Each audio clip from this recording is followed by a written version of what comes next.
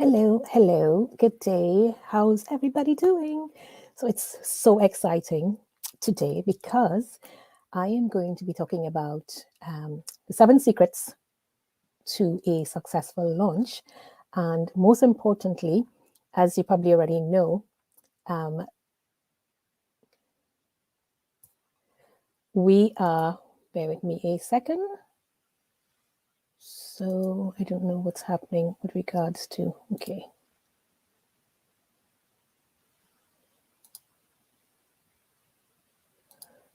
Um, So I'm going to try to go live here on, so bear with me a second, having a bit of technical difficulty.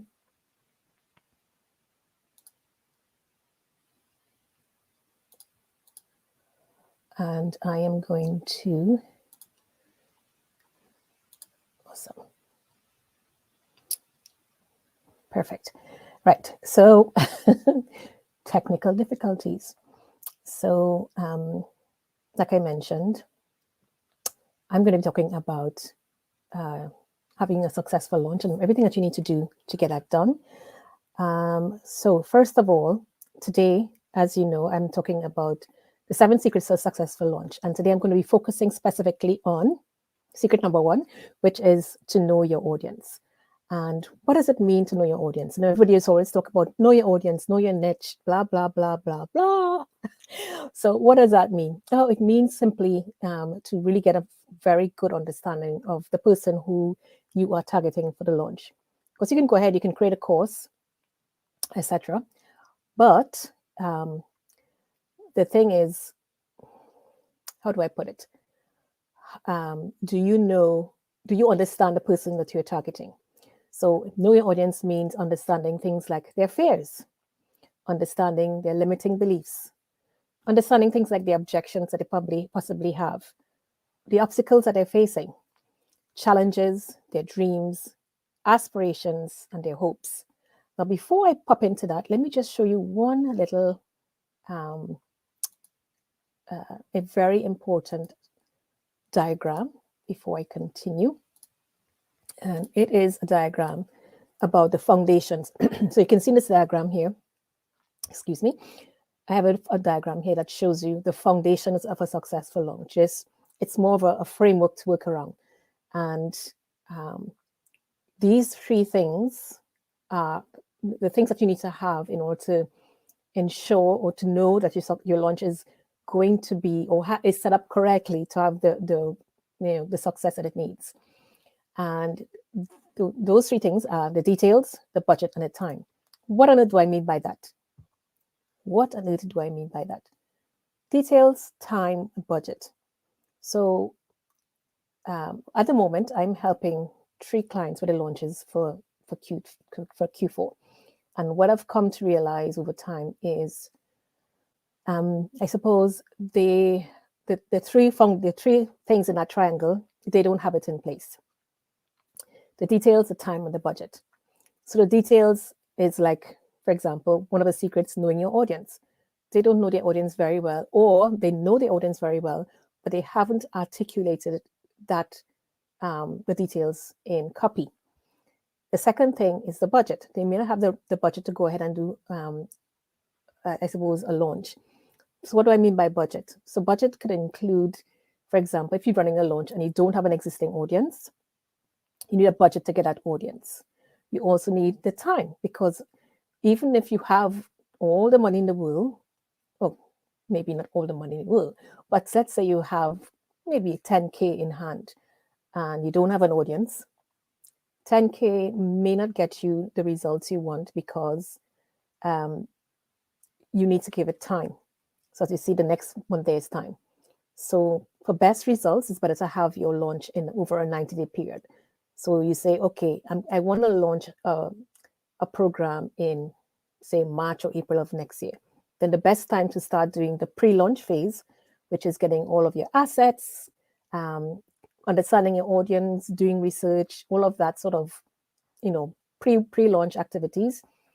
Do it in November, December, that kind of time frame, so that when you push the button and you go to wood and tell them, we are now launching this in 3 months' time. you have all of that research, assets, everything ready. Okay. And then again, back to the details. So the details could be what kind of funnel are you going to set up? What offers are you launching? What are the landing pages? How many emails are you going to send out? Do you understand your audience? What does the audience like, dislike? What are their fears, their limiting their beliefs, objections, obstacles, their challenges, their dreams, all of that fun stuff, their aspirations and their hopes. Now that I've outlined that triangle, let me get into a little bit of detail about the most important thing, knowing your audience, which is the secret number 1. So what do I mean by fears, limiting beliefs, objections, obstacles, blah, blah, blah, blah, blah? What do I mean by all of that? Well, simply put, your fears or your potential client or your audience or your customer, whatever you would like to call them, their fears is, for example, what is it that's preventing them from taking that next step? So let me give you a more specific example. You're selling an offer, a product, a service, or whatever it is to an audience, and that audience is actually tomato growers, people who like to grow tomatoes or interested in growing tomatoes, and they want to have an indoor tomato mini farm, windowsill farm. What are their fears? What are they afraid of? They're afraid that they might get it wrong. They're afraid it mightn't work. They're afraid, all of that sort of things. What are the limiting beliefs? That they can't grow juicy, delicious tomatoes. What are their objections? They don't have time. They can't afford it. It's going to die because their apartment is too cold. What are their challenges? They don't have enough space. They don't know how to do it. They have no experience. They need to find a mentor or coach who can help them grow good tomatoes. What are their challenges? I suppose, again, it's kind of finding the time, but, believing in themselves. Having people, other people in the house telling, oh, you can't grow it because blah, blah, blah, blah, blah. What are their dreams? To be the best tomato grower in their estate, in their neighborhood, in their whatever. What are their aspirations? To grow juicy tomatoes so that they can feed their family good organic tomatoes, healthy tomatoes. What are their hopes? They hope that to become one of the best tomato growers, so much so that they can probably start growing tomatoes for the people. So you see how I did that really quickly. But to get it into even more detail, let me do something interesting. So I have a bowl here. And I want you to imagine for a second that this bowl represents the shallow or even one layer deep of what I just went through. The fears. This is the fears. This is what it looks. See, it doesn't have any detail in the fears. But what if I decided to put something in the bowl like cream? Hang on a second. I need to open this. Okay. So now it's starting to get a little bit more interesting because now their face, instead of being an empty bowl, it now has a bit of 3D effect happening here. And what if I decided to add a little bit more interesting thing here? Let's see, what do I have here? I've got some maple syrup. So what is she on about? What is she doing? So now it's no longer just a bowl. It's a bowl with cream and some maple syrup. And let's see if we can add something else to the mix. For example, some raisins and cranberries, dried fruit. Now, you're going to get the point soon. Here I have the bowl, which is the fair, and the fair now has some details to it. So I've added some cream, and I have added some maple syrup, and I've added some dry fruit to it. So now, how would you describe the bowl? Instead of describing the bowl as just a bowl, it's a bowl with cream, with some delicious whipped cream, with toppings of 100% organic, natural, grade A maple syrup, and some healthy sprinklings of exotic dried fruit, healthy dry fruit, need I add. Okay, so what does that have to do with knowing your audience? Well, this is where it makes a huge difference for many of my clients. They love to come with me to me. I say, when I ask them, oh, what are your okay, who's your audience? They'll tell me, oh, my audience is a 40 something to 50 something year old female who is a corporate executive, living in the suburbs, who likes to watch Netflix in the evening. She likes to play tennis on the weekends. She has 2 kids and married to the rock of her life. And she also has 2 fur babies, Dalmatians, for example. You know what? That's amazing. Now, tell me a little bit more. What about this corporate executive, 40-year-old, who has 2 Dalmatians? Tell me more about her fears. What is she afraid of? And many of my clients will give me probably a 1-liner or 2-liner. Or she's afraid of, let's for argument's sake, or make it funny, spiders. And you're thinking like, no. Or she's afraid that she will not have enough money for retirement. Now, things are starting to get a little bit more interesting. Okay, she's afraid that she may not have enough money for retirement. Tell me more about that.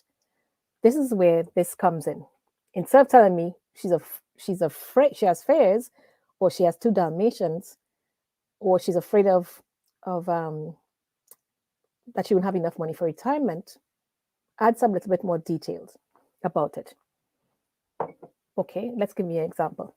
So she is a 40-something-year-old, 2 Dalmatians, 2 kids in there, 2 teenage kids. She's afraid that she won't have enough money for retirement. Add some color to that. Okay, she grew up in the suburbs and her parents always worked hard. And when they retired, they barely had enough income to support themselves. And even today, they're living on, very, very basic living wage. And she always knew since she was a child. Now, listen to the detail I'm going into now. She always knew since she was a child that she didn't want to grow old and retire on a very limited income like her parents.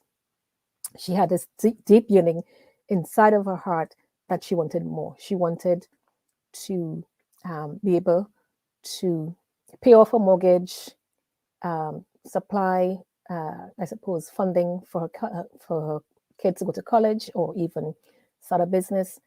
And she doesn't want to, she was afraid because she doesn't want to end up homeless.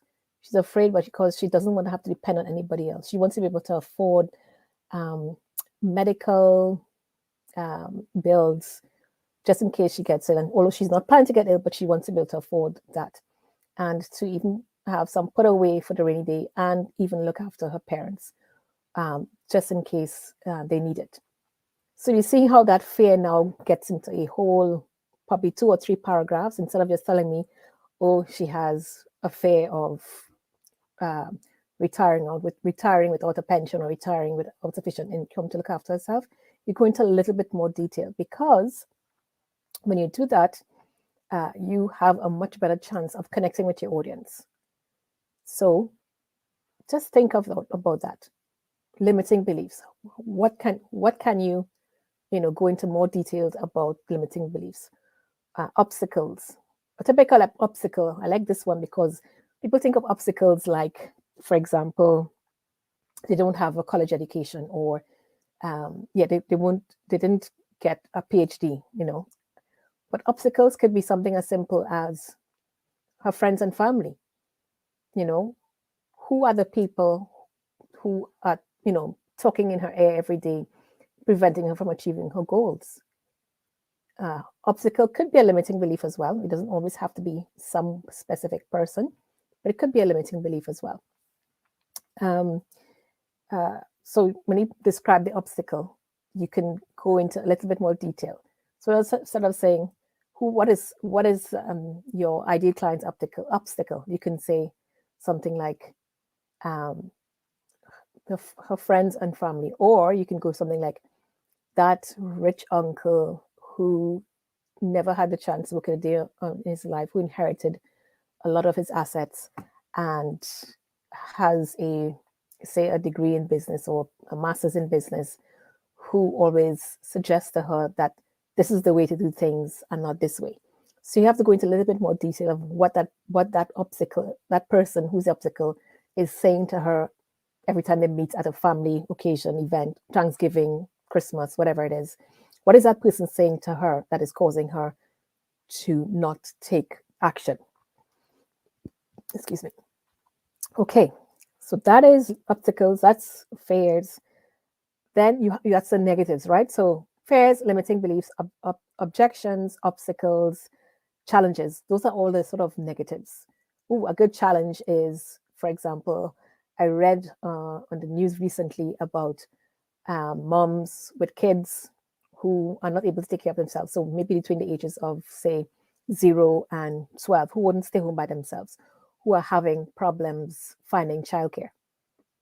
That could be a challenge for this particular person who is the 40-year-old executive with 2 Dalmatians, 2 kids, who loves playing tennis on the weekends. That could be a challenge for her. Although I mentioned they're teenagers, but let's say she had children below the age of 12. Then one of the challenges is for her to find affordable childcare in her area, um, which means she's late for work every day. Unless, of course, she's working from home, then that's something different. But if she isn't working from home, even if she works from home 2 days a week and she goes into the office 3 days a week, she still need to find the childcare, affordable childcare that she can trust available in the area. So that's one of the things that you can write down in very granular detail so that you can connect with your audience better. Again, I'll show you where that fits into the diagram. So if you look at the diagram I was showing earlier, where we have details. And in case you're wondering, what does that have to do with anything? Well, you have, the diagram I mentioned, you've got, if you don't have a sufficient budget, if you don't have sufficient time, and if you don't have sufficient details, then your launch is not going to be successful. Simply because that's just the way launching works. You can have all the time in the world, all the budget in the world, but if you didn't go into a lot of details, or if your content, your messaging doesn't connect with the audience, i.e. the details, then you wouldn't get the results that you want. You might get some results, but in order to get as detailed results as possible, you're better off, detailed results, as much results as possible in terms of revenue, in terms of conversions. Then you need to go into the fine details about your specific customer, their fears, their challenges, limiting beliefs, objections, etc. So I can mention that's the sort of negative aspects of it. So what's the positive aspect of it? The positive is you have things like your dreams, your aspirations, and the hopes. So it's not all negative. It's not all about, talking about the pains and the problems and all that. You also have to focus on their dreams. What is their dream? What does that look like? Remembering the example, my my cream is almost melted, as you can see here. What is it in detail? What's a dream? Oh, she dreams that she could take vacations twice a year. Like, what does that look like? Go into a little bit more detail. Okay, she dreams that she can take a vacation to, let's say, Southeast Asia, visiting the islands, visiting Indonesia, Malaysia, and Vietnam on one of those trips, and spending at least 6 weeks on vacation, and possibly even working from a remote location. Or another popular one is taking her family around the world, traveling with her family around the world for a year, or 2 years, or 3 years, or 5 years, or whatever it is. Go into a lot of details. And on her trip, what she wants to do, where she wants to visit. Does she want to live like a local? Does she want to only stay in fancy hotels? Does she prefer ski destinations, or does she prefer mountain regions. Go into a lot of detail about the positive aspects of what it is she wants. Then you've got the aspirations. What does she aspire to? Maybe she wants to be um, a mentor to young girls who need support in STEM research, or maybe she wants to be a mentor or even support um, what do you call it, illiteracy, or support help reduce illiteracy among women in certain regions of the world. Or maybe she just wants to save the planet and get people more educated about how they can do their part in saving the planet. Or she probably wants to open an organic store for, I don't know, cosmetics, for example. What are her aspirations? Go into a lot of granular detail, because when you do that, you will better able to deal with one of the other secrets that I'm going to discuss in a few weeks' time. One thing I can say, for example, is if you don't go into all of these details, when you hire a copywriter, you wouldn't have the rich amount of information available for that copywriter to write things like your landing pages, your email sequences, etc. Okay, so now in wrapping this up, knowing your audience, that's secret number one. I suppose 5 negatives, or I suppose touching points: fears, limiting beliefs, objections, obstacles, and challenges. The 3 positive areas: dreams, aspirations, and hopes. Go into a lot of detail as possible. Remember the example I gave about the cream with all the little, a bowl, that's a fair, and all the details is all the information about what's happening around that fair. And chocolate is melting, so I'm going to move it. And yeah, spend time going through, writing a lot of detail about your audience, so that you can be ready for the other 6 secrets I have for you for the next 6 weeks. And you can be ready to have a more successful launch by following those secrets. Okay, that's it for today. Until next week, bye for now.